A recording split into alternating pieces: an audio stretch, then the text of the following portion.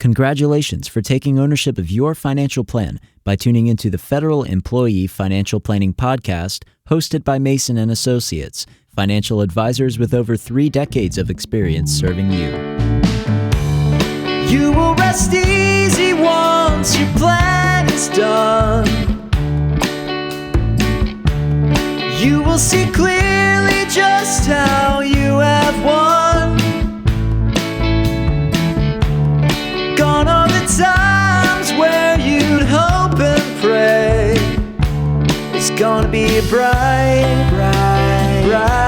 sunshiny day. Welcome to the Federal Employee Financial Planning Podcast. I'm John Mason, certified financial planner and president of Mason and Associates. And in today's episode, we have the usual crew: myself, Tommy Blackburn, Mike Mason, and Ben Rake. So 4 financial planners and folks. Mason and Associates has spent over 3 decades helping federal employees retire. And in this episode, we are effectively concluding 2023 as we record this episode. So we're early December, and what this does is it marks 2 years that we've been producing the Federal Employee Financial Planning Podcast, and the reach is tremendous, the amount of people that we've made connections with, the reviews. Thank you so much for being on this journey with us. And what it's done is it's actually sparked our YouTube channel, which is gaining tremendous success as well. So big thank you to our audience, to our listeners, to our clients, to everybody that continues to encourage us to do this going forward. So we're going to do 2 years in, 2023 year-end review is what we're talking about today. How's everybody doing?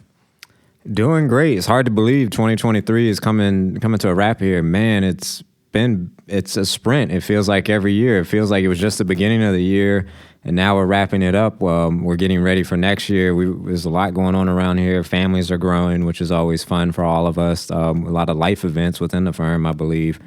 And yeah, it's going to be interesting to think about what happened in 2022 and what's happened in 2023. And I would say, as far as like markets are concerned, most of the pundits were completely wrong both years.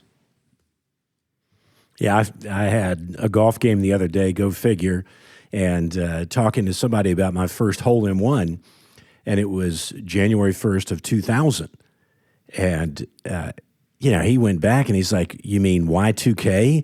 And many of our listeners may not even remember how big a deal Y2K was.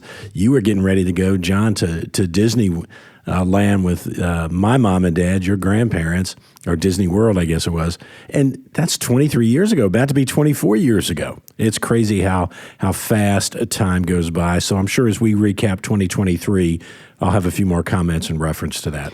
I feel like the way that we're recapping this right now is kind of funny because it's only been 2 years, but it seems like a lot has happened in this 2 years. It feels like whenever somebody turns 50 or 60 years old and you give them the card and it says, back in this year when you were born, a gallon of milk cost 10 cents and it cost 5 cents to go to the movie theater. It seems like so much has changed, and as we're reflecting and looking back on where we are and where we've come from, it almost feels that way. I don't know if you all feel the same way or not. Well, it's interesting to me that you chose inflation to throw in there, because as we reflect back on the last 2 years, inflation went from being almost a non-topic in financial planning in our daily lives to, man, it was roaring through 2022, and it appears to at least have slowed down quite a bit here in 2023, if not hopefully coming to a close as far as being a problem.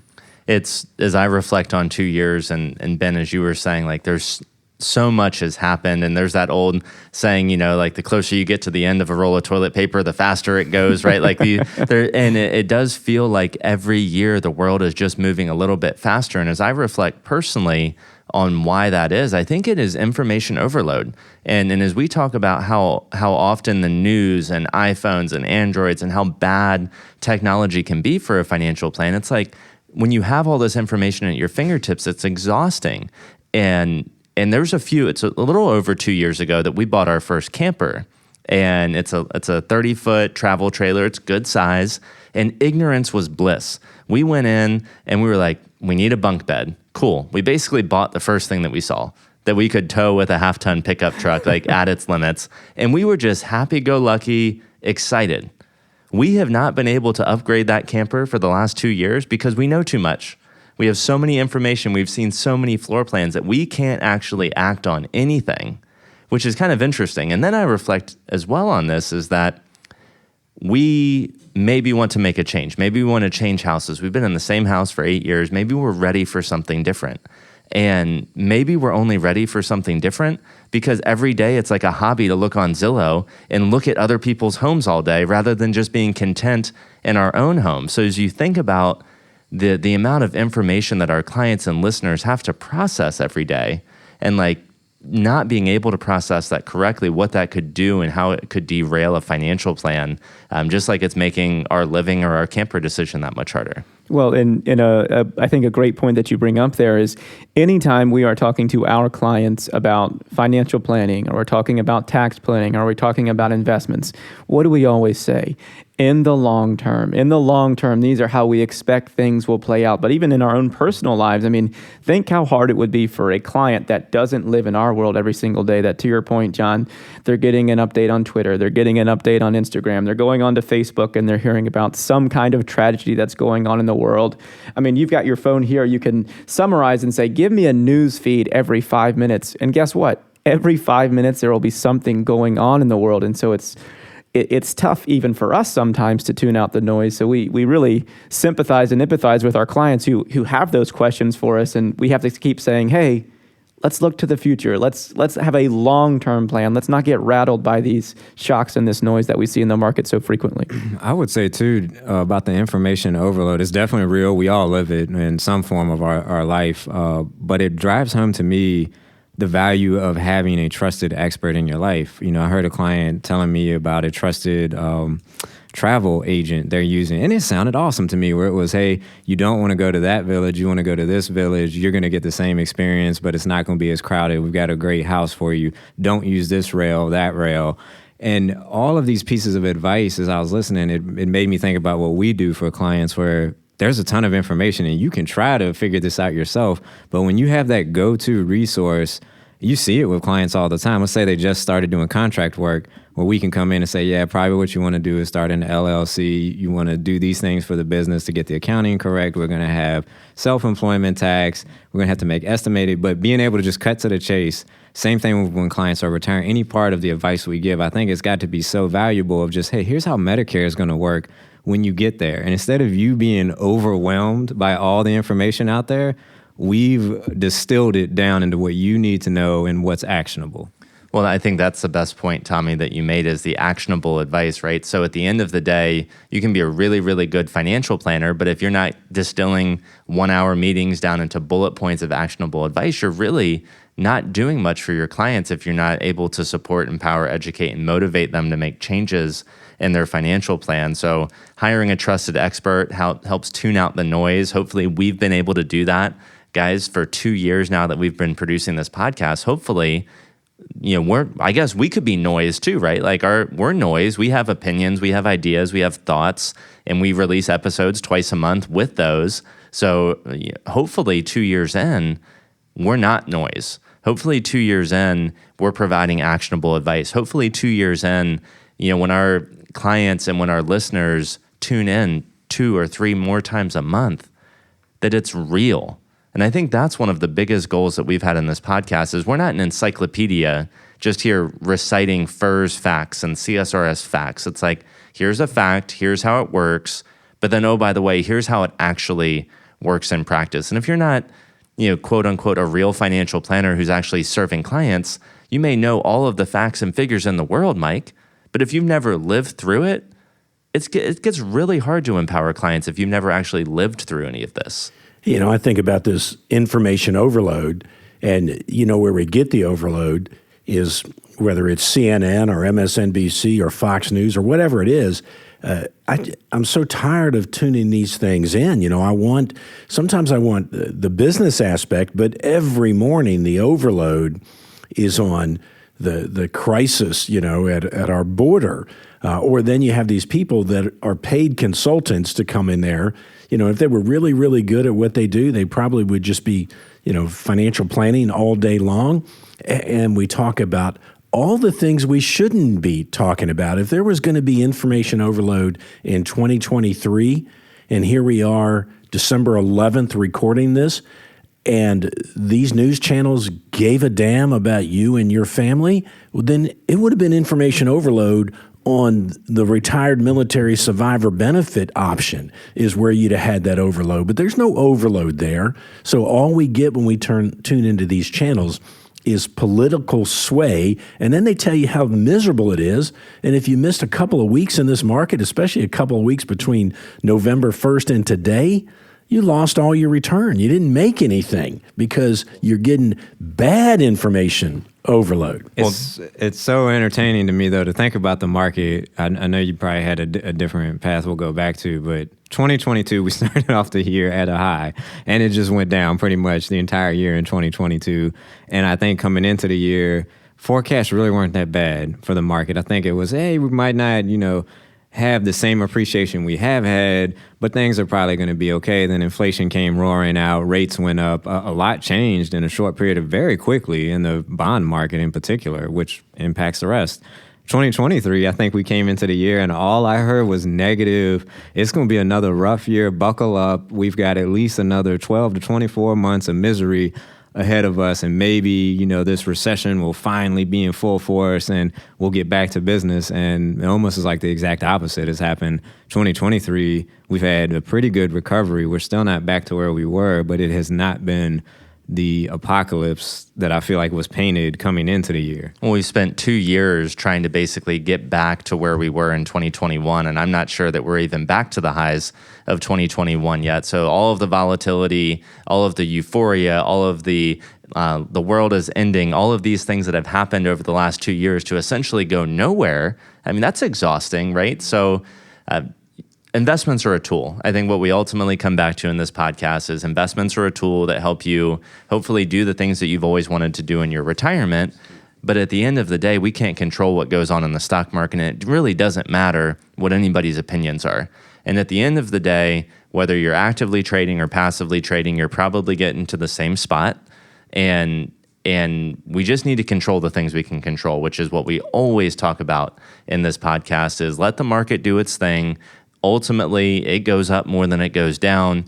But if we'd make these actionable changes every year in your financial plan, that's where we can really move the needle, not necessarily focusing on what these pundits and everybody's saying. And Mike, you mentioned consultants, and there's a podcast that we listen to, financial planning industry podcast, that often slams the salespeople and consultants and marketing agencies because they'll get on stage at these conferences and they'll be like, well, this is how you should prospect, or this is how you should add value, and this is how you should run your business. So number one, they're shoulding all over everybody, telling them what they should do. And number two, they've never actually run a practice. They've never actually generated a referral. They've never actually converted a prospect to a client, and they've never actually demonstrated that they know how to add any value, but yet they get $10,000, $15,000, $25,000 to be a keynote speaker. It's entertainment, is what it is. It's entertainment. Or held a widow's hand and told her that it's going to be okay 2 or 3 days after her spouse just passed away. They've never done it, just like your college professors have never done it. They can give you financial planning theory, but until you've put it into play, and you've had to hold to that advice, you've had to tell that person that wanted to leave October 15th and go into a 5% money market, you had to tell them to hold the line. And if they got that 5% money market and they didn't listen to you, it's going to take them 2 years at 5% to make what the market's done, from November to date, but if you don't do it in practice and all you're relying on is theory, then it's hard to be a real financial planner. You're just a college professor or a consultant, right? You live in theory land rather than real world. And as we think about the media people, what we see on TV, I think we always have to remember that the reason they're on TV is not necessarily to provide a public service, it's to earn ratings and make money, right? So the people that are there are designed for one specific reason, is to create urgency and create viewership and generate ad revenue and be an entertainment source. Well, how much income do we make from the Federal Employee Financial Planning Podcast? And the answer would be, we've made $0 direct dollars from doing this podcast. So what's the motivation here? I think we like just talking to each other a little bit is one motivation. We're having fun. So fun, getting the word out, being good, solid advice. And yes, like we're marketing, but nobody's paying us to do this other than clients who are like, yeah, these guys deliver massive value and I want to be one of those. If you never become a client, this podcast cost us money. We're all sitting here with new microphones, right? We want to deliver the best advice we can deliver. We will make clients from it, have made clients from it. But again, we don't do it for the money. In this office, we've probably got 100 years worth of combined experience. Why would we keep that pent up? Why would we keep it here? I mean, we could tell story after story about how we change lives of people we never see. They see us because now we have our video on this podcast, right? They see us, but we never see them, and we change their lives. And I guess I should recant just a little bit. We do make money because a business cannot, afford. You're either growing or you're dying, so you have to add those 10 to 15 clients a year to continue growing. So I think as we look to some of the other things that we want to accomplish in this video, we have some stats. We'll share those with you in a little bit, and they're just kind of like ballpark figures. But what else has happened in 2023? Well, we've had a historic COLA, Tommy, at the beginning of the year. I think it was 8.7 and 7.7, between military and FERS and CSRS. And then we have some pretty big COLAs coming next year too. We do, and I don't unfortunately know it right off the top of my head. Was it like 3 and 3.3? I think it's like 3.3 or something is what I was thinking. Yeah. So, which is historically compared to what we saw the 10 years before, actually pretty good when we saw basically nothing on COLA. So we are still in a good cost of living for those who get those cost of living adjustments. Yeah, I think it's 3.2 for military and CSRS, Social Security, 2.2 for FERS. So the cost of living adjusted pension that just keeps going higher, right? It just keeps going higher every year, and because it's one of your largest assets, because it's such a big percentage of your retirement income, maybe groceries have gone up by 5 or 7%. Like we've heard for so many marketing and so many news talk about groceries. And it's like, yes, my grocery bill went up 10%, but my $100,000 of pension went up by 8. That's more significant than the fact that your grocery bill's higher. And how about this as so maybe surprises, good and bad. I have a diesel pickup truck, right? That's a big old pickup truck. And diesel, when I bought that truck, I think was close to $5 a gallon. And I saw $3.80 yesterday.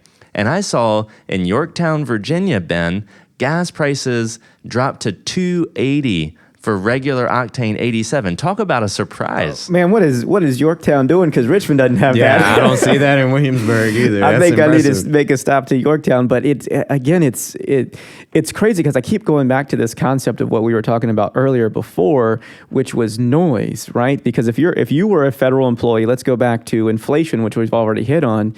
You say, oh my gosh, my groceries used to cost $250 a month. Now they cost $350 a month. Okay, well, that's an extra $1,200 coming out of your pocket in a year. And that might be really frustrating, and you turn on the Foxes and the CNNs and the MSNBCs and you're frustrated.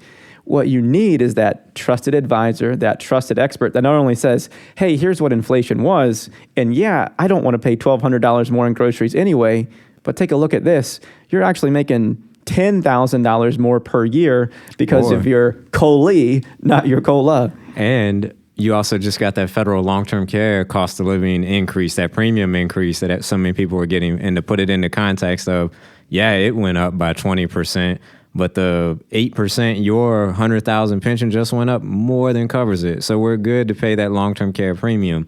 It's putting things into context that way. Both of you also are saying things that I was thinking about. It's not just about, it's about that personalized financial plan. It's the same thing with those business speakers you were talking about, I was thinking about, where everybody, either they haven't lived it and they're giving advice that it's not practical, or they have lived it, but it's their business. I always think about that sometimes, like, yeah, I get it works for your business and there are actionable items for me to potentially take from this, but that's not necessarily my life, my goals, and my business's goals. So you have to always remember, are they speaking to you? It should be about your plan. Are they speaking to you, and are they speaking the full truth? Are they speaking the full truth? Because I think at the end of the day, you don't really know what you don't know about that other person.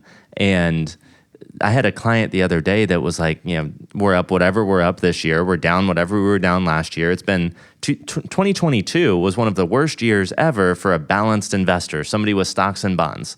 And their brother, this person's brother, was like communicating how much money they made last year and how they haven't seen their account value go down at all over the last 2 years, even after withdrawals. And I looked the client, we do a lot of virtual meetings, as y'all know. I looked the client eyeball to eyeball, best I could do in Zoom. I said, your brother's a liar. Your brother's a liar. Either he got extremely lucky and went to cash at the exact right time, or he's a liar.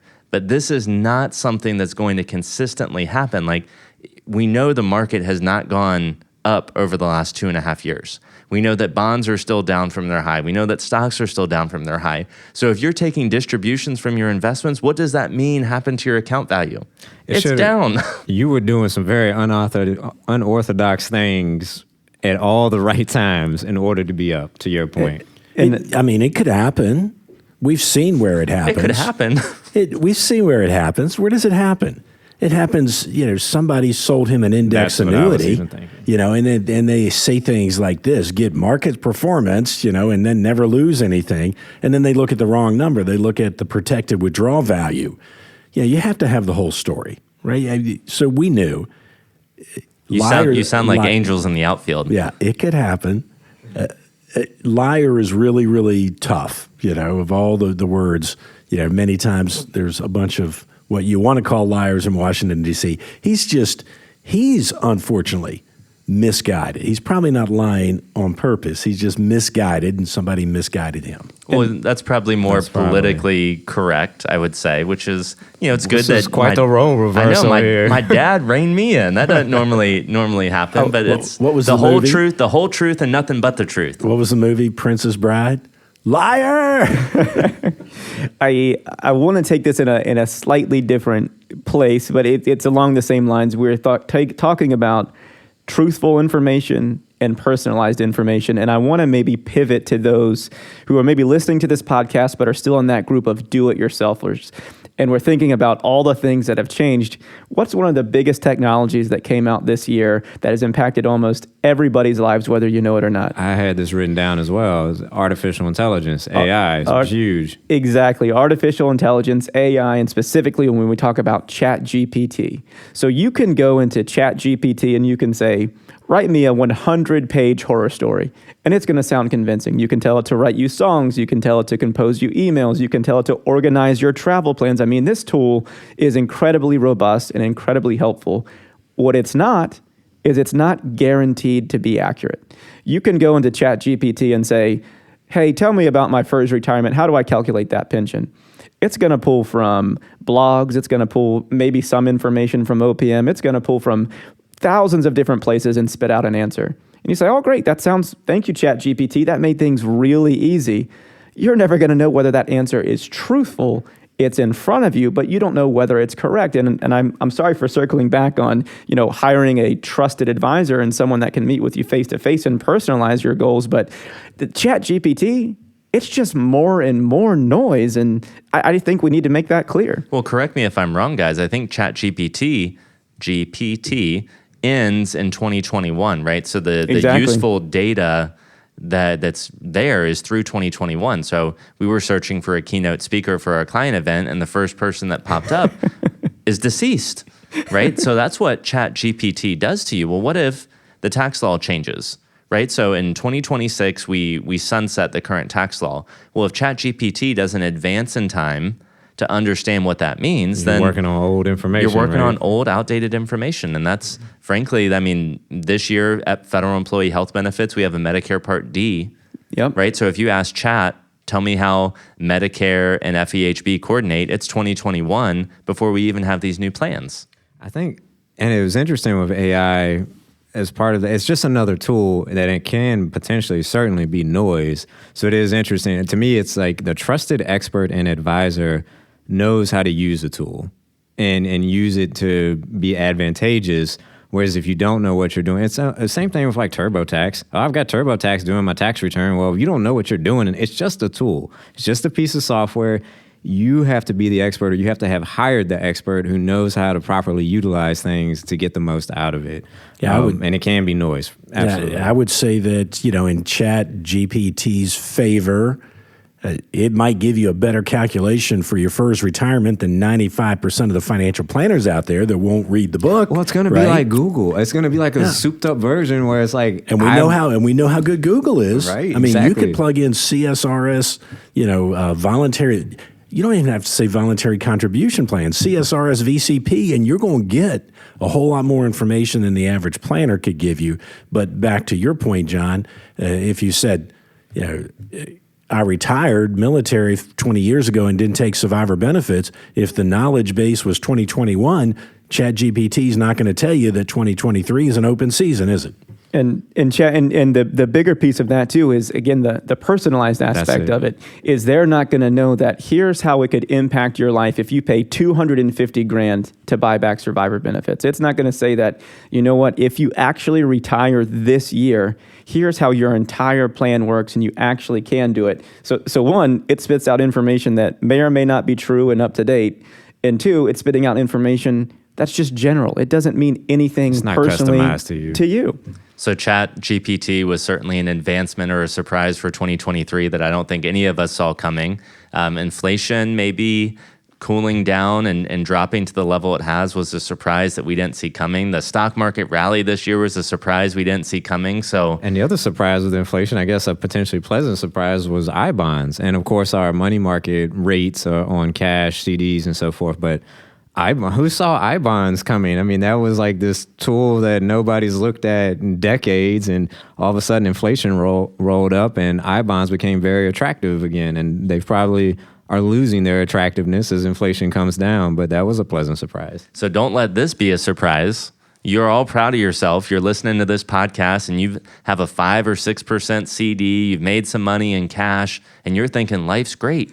Well, on April 15th, you may not think life's as great if you haven't prepared. So don't wake up April 15th if you haven't done a tax projection by the end of this year that shows maybe you had some capital gain distributions on mutual funds. Maybe we have $10,000, $15,000, $20,000 or more of bank interest. Well, folks, all of this is material. This is material, and you've never... When you've always said, well, it's about what it was last year, that nope, not going to be the case. I mean, for 13 years, and I know Ben and Tommy, you're the same, and Mike, you probably weren't doing as advanced tax projections 13 years ago as we are now.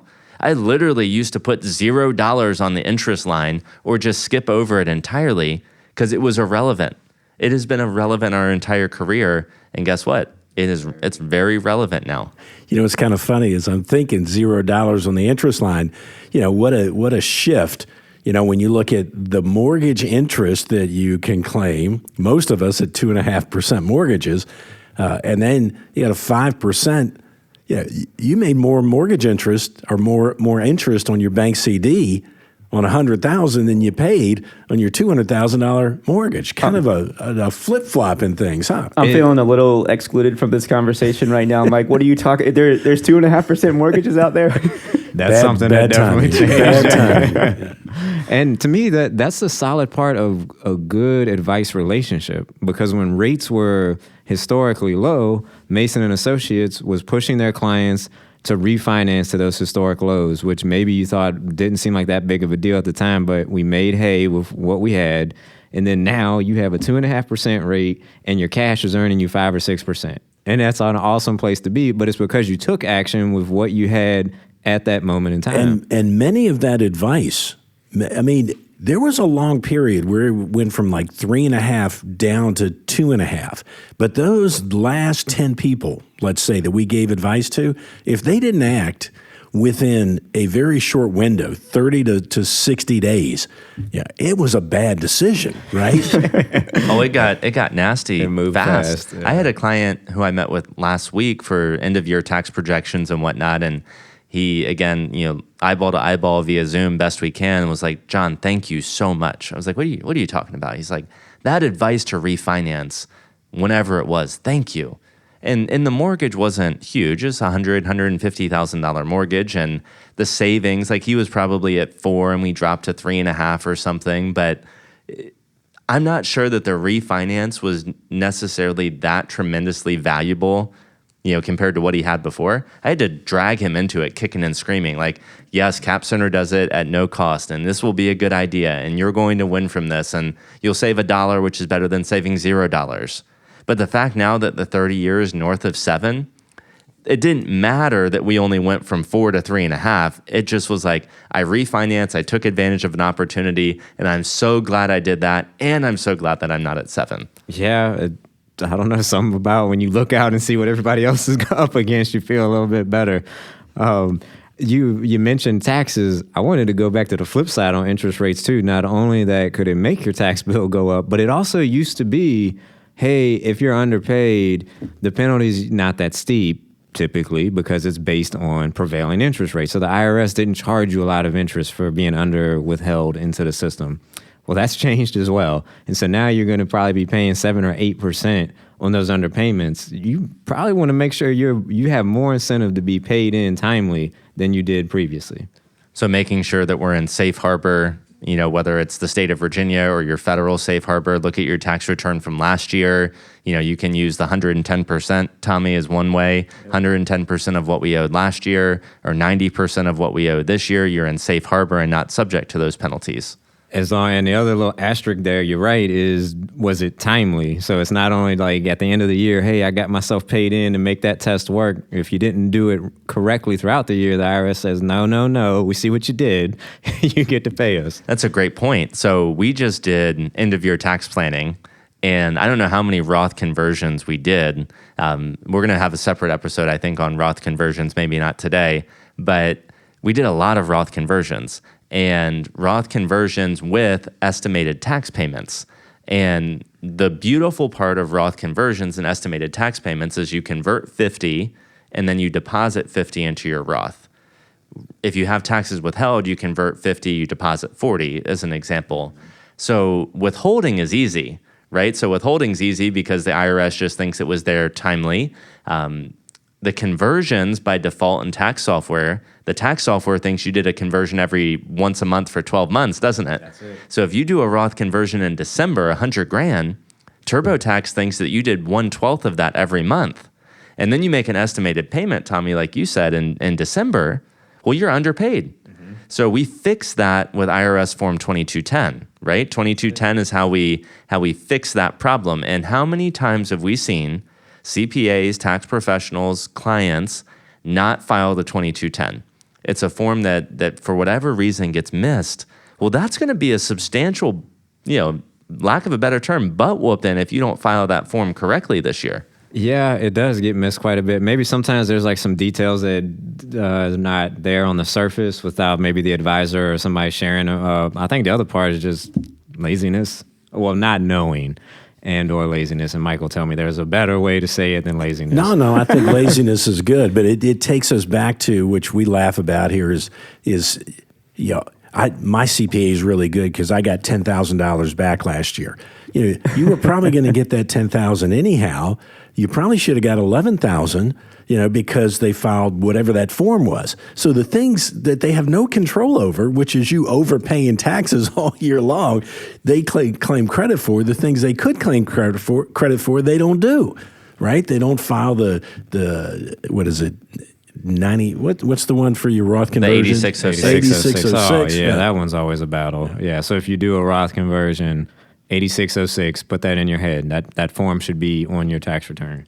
Well, guys, I know we're getting close to the end of this episode. I think I want to share a little bit with the audience. And, admittedly, the four of us haven't talked a ton about what 2024 looks like, but I think we should share just a little bit on what's to come from the Federal Employee Financial Planning Podcast in 2024. Some of the things that came to mind was we're probably going to stick on a similar cadence, right? So 2 or 3 episodes a month seems to be a good number for us, so expect that to continue into 2024. We had some great guests over the last 2 years. James Anderson, Heather Shada, Brian Gay, to name a few. We plan to continue to have exposure and bring high-quality guests on this show. ultimately the four of us are going to be the ones driving it. But when we can find a great guest to bring on, that's a goal going into 2024. And I was also just thinking, like, again, we don't want to be the encyclopedia. Ultimately, we want to present high quality information that's real and actionable. So as I think about what we want to do this year, that's kind of where I see the podcast going. And then as far as numbers go and for our audience, I'd love for you to make us hit these numbers. I think we're going to be close to 30,000 downloads this year, which is pretty awesome, for Mason and Associates and the Federal Employee Financial Planning Podcast. We'd like to see 60 or 100,000 downloads next year, and we want to continue to spread this information. And oh, by the way, hopefully the video version will continue to take off as well. So that's the content that we're looking for, and then hopefully some numbers and stuff to keep us motivated. Yeah, I want to say to you guys and challenge this team. So for those folks that don't know my complete background, for about 12 years I coached Little League baseball. And one thing that I learned, you have to find about 7 different ways to say the same thing, because I can tell you you're doing this, and the same thing with golf. You're casting. John might understand what I mean by casting, but the next child may not. So you have to find multiple ways to say it until it finally sinks in. So I want to challenge the people around the table is that we will repeat ourselves multiple times on these podcasts. People could go back and find the same information on an earlier podcast, but maybe it's not said the same way. Like the CSRS offset lady that called in the other day, and it was $40,000 to buy her CSRS offset time, the time she had taken out. But it created $20,000 of income for the rest of her life. And maybe somebody at the federal government could have answered that, but they didn't. But they wouldn't have said, you give $40,000 one time, you'll get $20,000 cost of living adjusted every year for the rest of your life.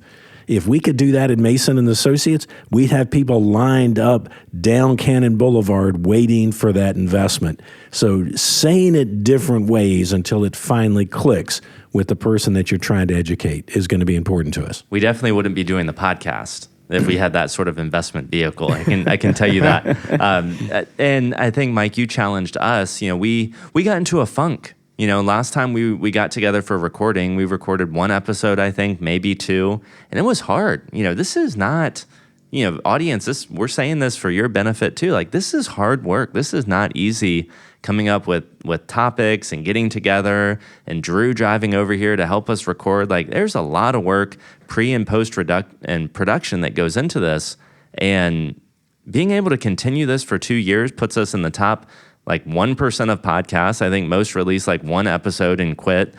So the fact that we're here for 2 years is something to celebrate. And I would just challenge not only us to think about creative ways to say things the same but different, but challenge the audience too. You're going to see a survivor benefit podcast in 2024. I guarantee it. I guarantee it. And it's going to be one of the most listened to. But if you've already listened to one of those, don't just skip it. If you've already heard something on Social Security, don't just skip it, because 30, 40-minute episodes or whatever these are, there's going to be something that you didn't catch before. So I challenge you, we challenge you, don't skip it because you've heard it from us before. There's always going to be some new takeaway. Absolutely.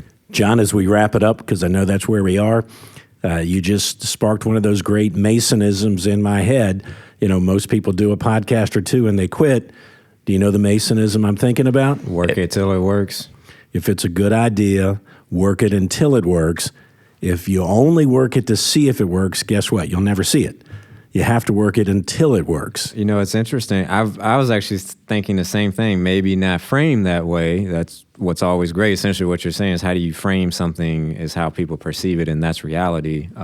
But Charlie Munger, Warren Buffett's right-hand man who just passed, multi-billionaire, extremely successful, at least financially in life, I'm sure in many other ways. I watched, I think it was a CBS thing on him, an interview before he passed that he had recorded. He basically said the same thing, where he said it's about grit, it's about soldiering on, and it's just about persistence. So I agree. We're going to keep on persisting. We're going to come up with new creative ways to deliver the same message, to get it to the best way to resonate. Well, thank you guys. Another awesome episode of the Federal Employee Financial Planning Federal Employee Financial Planning Podcast. Thank you to our audience for sticking with us for this entire episode. Help us celebrate 2 years. Help us celebrate 2 years by doing a few things for us. Number one, help us celebrate by leaving us a review and a comment wherever you're listening to your podcast. We'd love to see those 5-star reviews and your comments. You've been on this journey for 2 years with us. So help us celebrate 2 years. And if you haven't already, check out our YouTube channel, Mason and Associates YouTube channel. So youtube.com/@ Fed Employee Financial Planning. We have tons of YouTube videos out there. We'd love for you to check out that content. Remember, things are what they seem. We're here to support, empower, educate, and motivate you to make changes in your financial plan. Thanks again for being with us on the Federal Employee Financial Planning Podcast. You will rest easy once your plan is done. You will see clearly just how you have won. The topics discussed on this podcast represent our best understanding of federal benefits and are for informational and educational purposes only and should not be construed as investment, financial planning, or other professional advice. We encourage you to consult with the Office of Personnel Management and one or more professional advisors before taking any action based on the information presented.